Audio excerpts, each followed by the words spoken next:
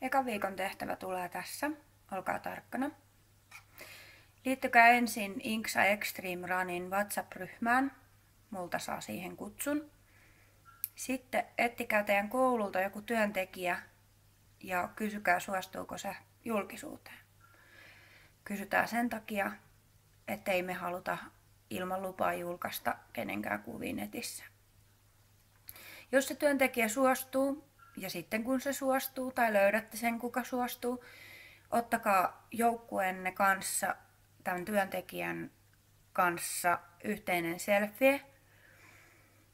Siinä selfiessä voi olla se työntekijä ja 1, 2 tai 3 henkeä teidän joukkueesta, miten haluatte. Sitten kun kuva on otettu, niin laittakaa se siinä WhatsApp-ryhmässä mulle.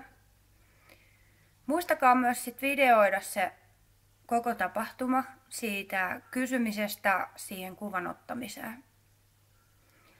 Se pelkkä kuva ei nimittäin riitä todisteeksi sen tehtävän suorittamisesta. Ei muuta kuin tsemppiä vaan.